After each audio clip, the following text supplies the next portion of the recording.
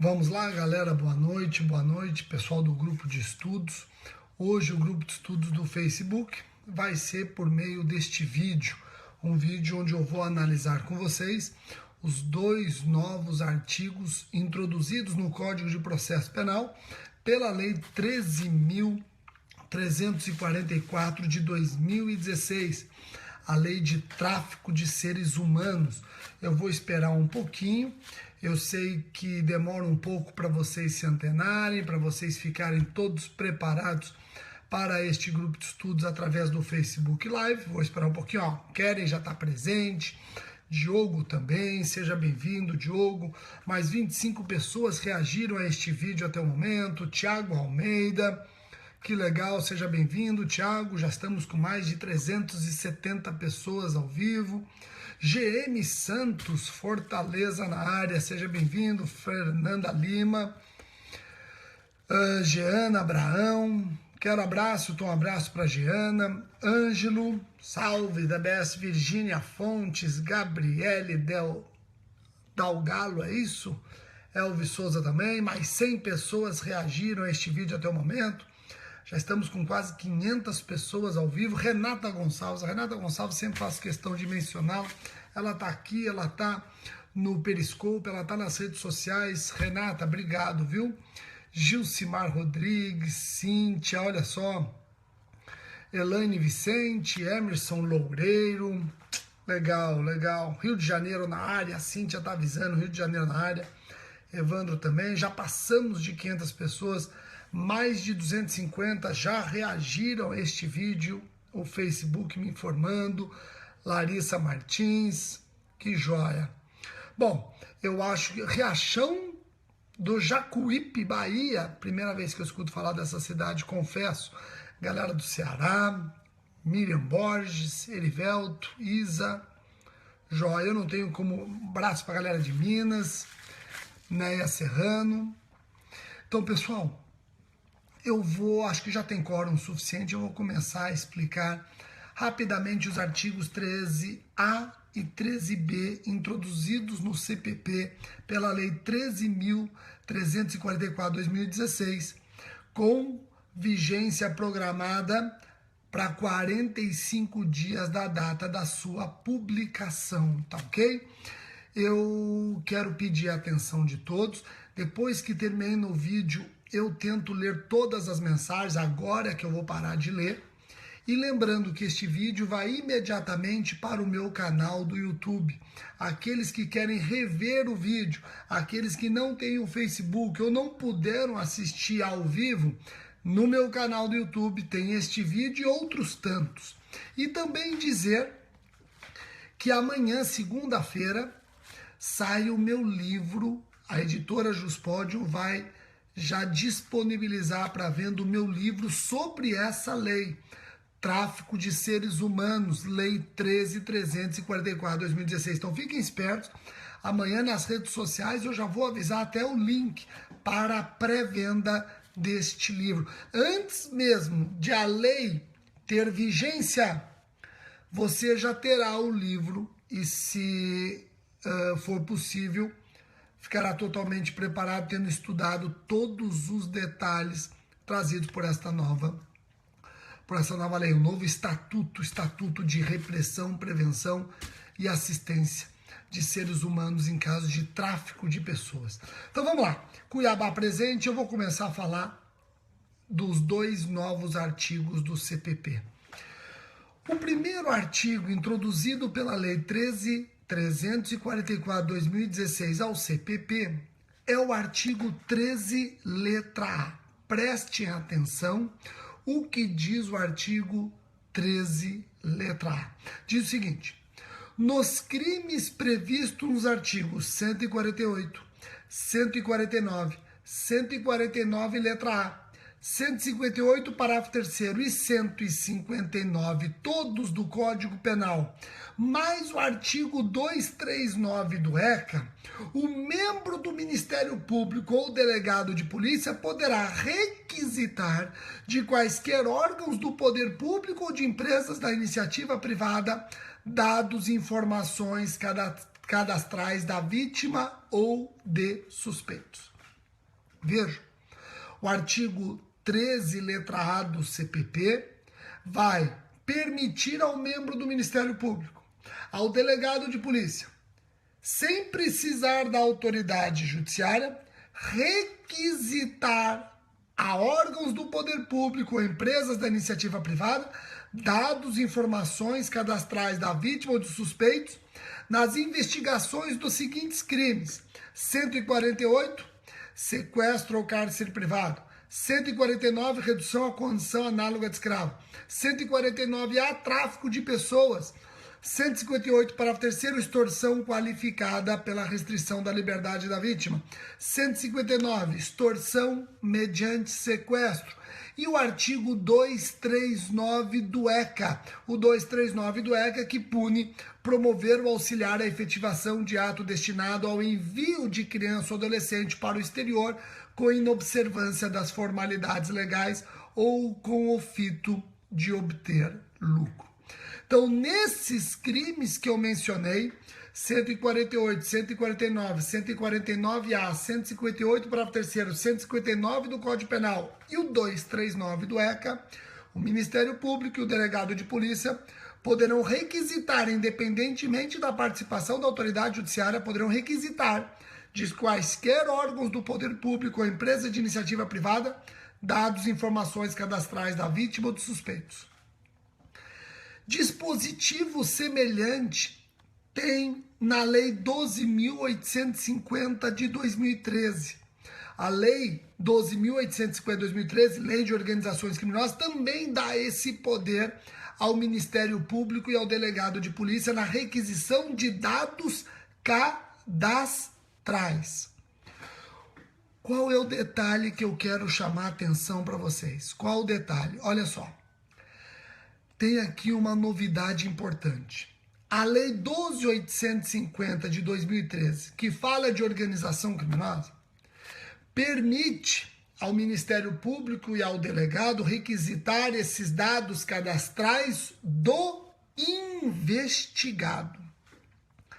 A lei que eu estou comentando, a Lei de Tráfico de Pessoas, colocou o artigo 13A no CPP, permitindo requisitar esses dados cadastrais não somente dos suspeitos, mas também das vítimas.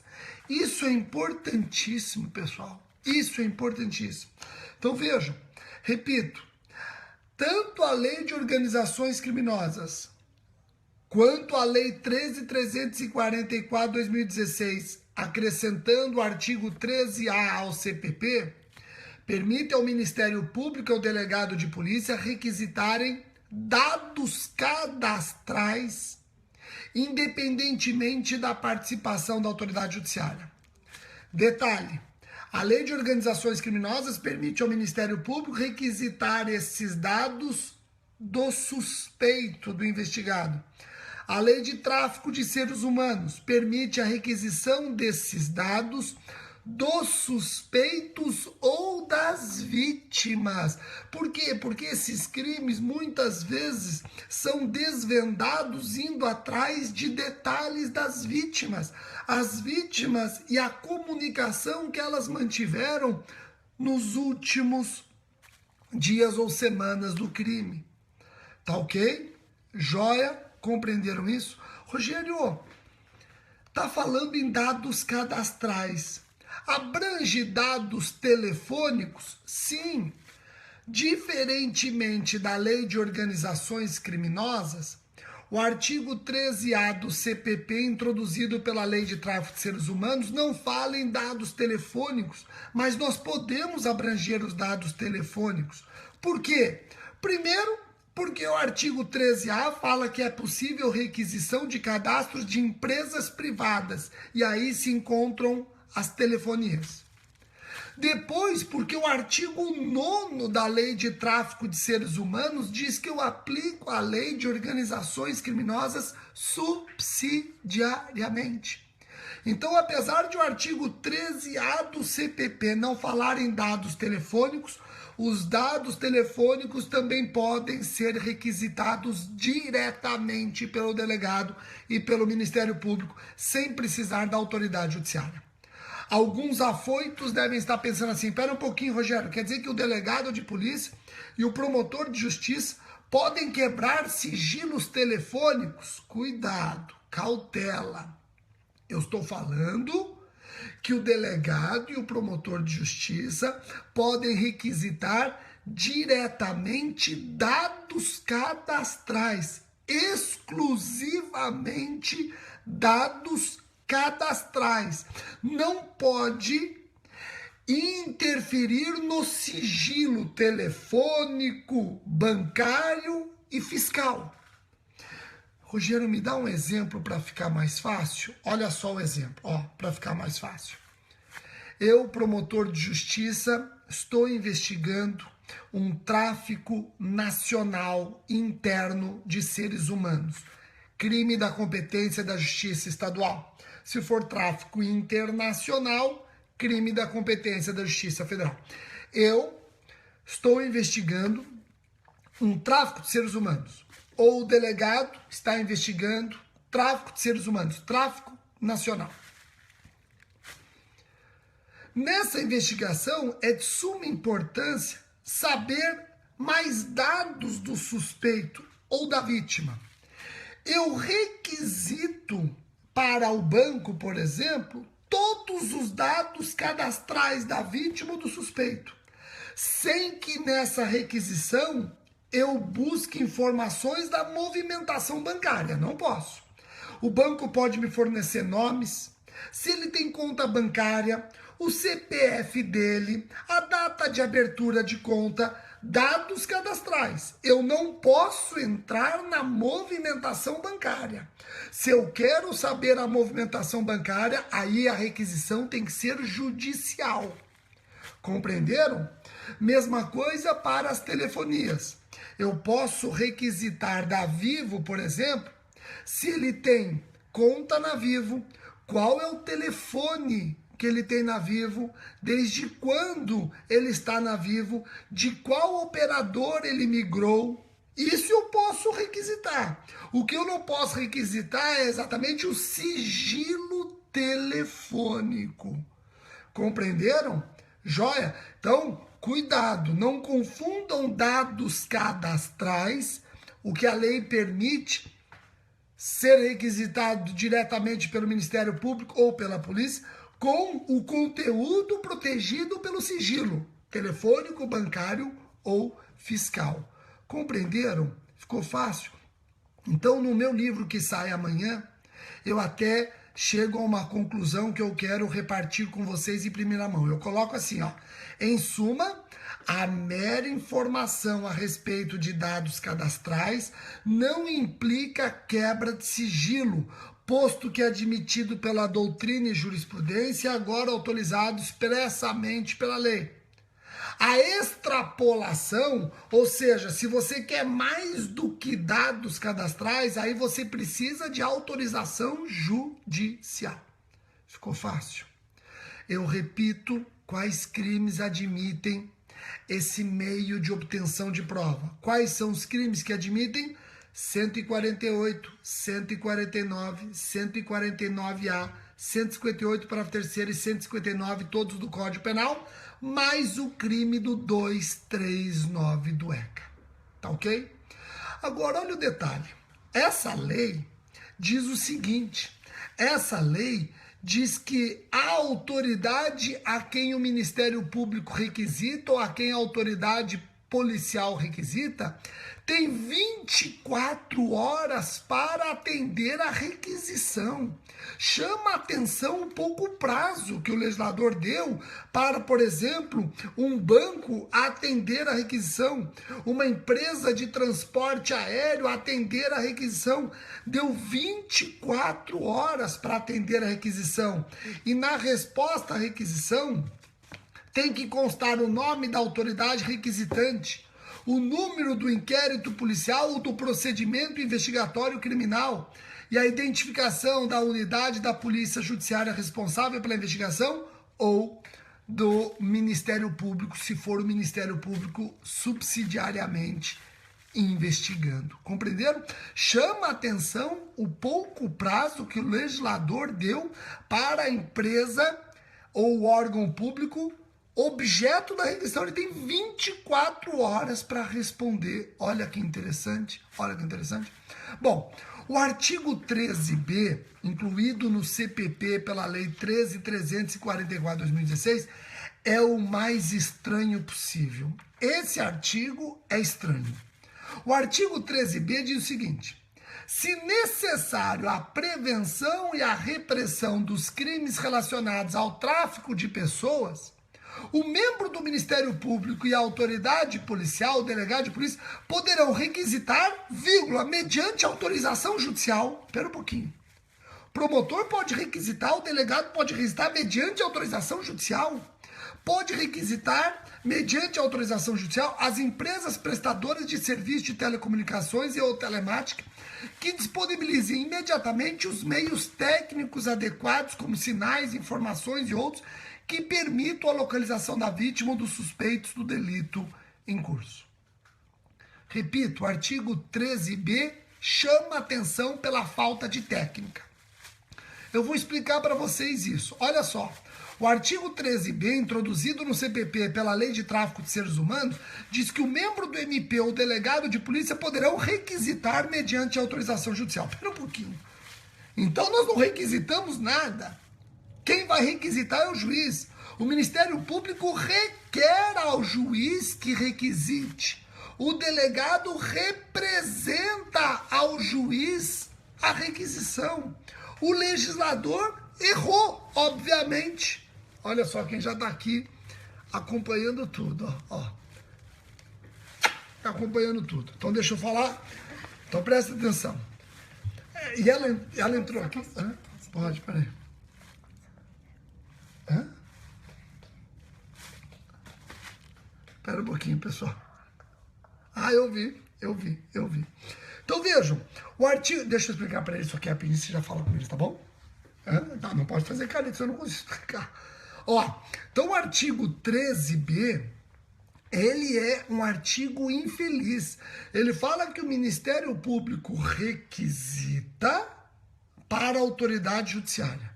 O delegado de polícia requisita para a autoridade judiciária. Então, na verdade, o Ministério Público não requisita nada, a autoridade policial não requisita nada. O Ministério Público requer a autoridade judiciária e a autoridade policial representa.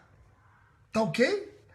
Agora, chama a atenção o seguinte no artigo 13b. Olha o que ele diz. Vocês acabaram de ver comigo o seguinte, que o Ministério Público, apesar de a lei dizer que o Ministério Público requisita autorização, requisita a autoridade judiciária, que a delegado requisita a autoridade judiciária, vocês já entenderam que isso não é requisição. O Ministério Público requer ao juiz, o delegado representa ao juiz. Ficou claro isso? Agora, olha o que diz o artigo 13b, parágrafo 4º. Prestem atenção. O artigo 13b, parágrafo 4º, diz que não havendo manifestação do juiz no prazo de 12 horas, a autoridade competente, isto é, o Ministério Público e o delegado, requisitarão as empresas diretamente, independentemente dessa autorização, comunicando para o juiz que eles já agiram. Vocês perceberam o que o artigo 13b, parágrafo 4º, acaba de anunciar? Vejam só que loucura, vejam. Eu falei para vocês que o artigo 13b, apesar de falar que o promotor requisita, o delegado requisita, eles não requisitam nada, porque exige intervenção do juiz. Logo, o promotor requer, o delegado representa. Aí vai o 13b, parágrafo 4º, e diz: se o juiz, diante do requerimento do MP ou diante da representação do delegado, não decidir em 12 horas, aí o que acontece? O MP pode requisitar diretamente, só comunicando o juiz que o fez. O delegado pode requisitar diretamente. comunicando o juiz que o fez. Isso é um absurdo. Eu não sou daqueles, e eu coloco isso no livro que vai sair amanhã, eu não sou daqueles que já saio por aí defendendo a inconstitucionalidade de dispositivos. Eu sempre trabalho com o princípio da constitucionalidade das leis. Ou seja, em regra, as leis são constitucionais, válidas e eficazes até declaração judicial em sentido contrário. Mas esse dispositivo eu não tenho como deixar de criticá-lo. Por quê? Porque se o artigo 13b diz que esses dados precisam de requisição do juiz, como é que pode o parágrafo 4º dispensar essa requisição simplesmente porque passou um prazo exíguo de 12 horas? Me parece um absurdo. Mesmo sendo eu promotor de justiça, talvez colegas meus, e depois que acaba o vídeo eu vou ver as mensagens, encontro vários colegas, Daniel de Panorama, vários colegas que assistem o vídeo, os colegas podem ficar até puto comigo, podem ficar até chateados comigo, mas eu não tenho como deixar de achar esquisito esse dispositivo. Com a mesma sinceridade que o artigo 13A é constitucional, o artigo 13B, parágrafo 4º, é inconstitucional.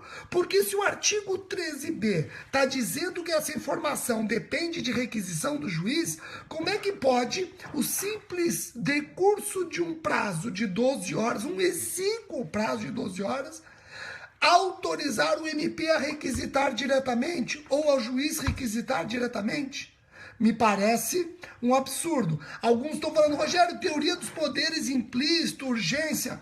Não me parece socorrer o parágrafo 4º à teoria dos poderes implícitos e a urgência. Até porque nós estamos falando aqui de situação que você exige uma adesão do juiz em 12 horas, mas muitas vezes o MP demorou meses para fazer esse pedido. O delegado demorou meses investigando e o juiz tem 12 horas para decidir. Se ele não conseguir decidir em 12 horas, está autorizada a requisição. Você não pode esquecer que se o artigo 13b diz que é o juiz que requisita, é porque ele está querendo um controle judicial. Tá ok? Então, eu faço essa observação. Claro, eu estou dando a cara a tapa, eu não tenho dúvida. Essa lei nem tem vigência ainda, está programada para 45 dias da data da publicação, e eu já estou aqui no Facebook Live, colocando no YouTube minhas impressões, estou dando a cara a tapa. Daqui a pouco vão vir críticas, obviamente, enxurrada de críticas. O Rogério falou, estou dando a cara a tapa, é a minha opinião. Comenta vocês, de repente eu leio e acabo mudando de ideia. Hoje eu estou muito convencido disso. No livro, eu até sou muito sincero em dizer, eu não gosto de escrever já defendendo a inconstitucionalidade. Eu não gosto. Mas nesse caso, não tem como. Nesse caso, não tem como. Nesse caso, não tem como. Entendeu? Eu acho que nessa hipótese está me parecendo muito esquisito esse artigo 13b, parágrafo 4º. Ou se quer o controle judicial, ou não. O 13A não exigiu o controle judicial, o 13b exigiu, então não é o simples decurso do prazo que vai dispensá-lo. Tá bom? Eu espero que vocês tenham gostado desse vídeo. Olha só, eu gravo o vídeo com vocês, é um teste, que isso aqui, ó, eles ficam lutando, então é um teste, eu tenho que me concentrar, porque não é fácil eu estar gravando esse vídeo com os dois, um dando pancada no outro. Vocês pararam de brigar? A gente nem tava brigando. Vocês não estavam lutando aqui? Então. Então. Golpe. Ah, é golpe? Você faz golpe com a gente, né? Ah, é? Então tá bom, pessoal, para acabar esse vídeo, transmitindo as minhas duas maravilhas aqui, ó. Sofia e Bruno, fala tchau pra galera. Oiê! Deseja bom estudo. Oi, tchau! Deseja bom estudo. Bom estudo para você. Bom estudo. Bom estudos. Aí, ó, ela veio com um livro meu desatualizadíssimo. Na mão onde você pegou esse livro? Onde Tava você lá pegou? na minha mesa. Ah, ela pegou o livro desatualizadíssimo. Deixa eu ver que edição que isso aqui é. O quinta edição. Isso aqui já tá desatualizado. Código Penal. É, já tá desatualizado. 2012. Ela foi pegar um livro antigo. É. Então tá bom, eu quero agradecer e dizer que esse vídeo está indo para o YouTube. YouTube. Assistam outra vez. É do Facebook Live. Isso, assistam outra vez. Aguardo as pertinentes críticas. E amanhã eu comunico nas redes sociais o lançamento do meu livro comentando essa lei de tráfico de seres humanos. Tem acho que 200 páginas, artigo por artigo, item por item, certamente vai despencar em concurso público, certamente. Tá bom? O Facebook aqui tá me alertando, parabéns, este é o seu vídeo ao vivo que recebeu mais curtidas até agora. O Facebook me comentando, o Facebook me alertando isso. Então, isso eu devo a vocês. Muitíssimo obrigado a todos e até o próximo vídeo. Tchau, tchau, galera. Tudo de bom. Tchau, tchau.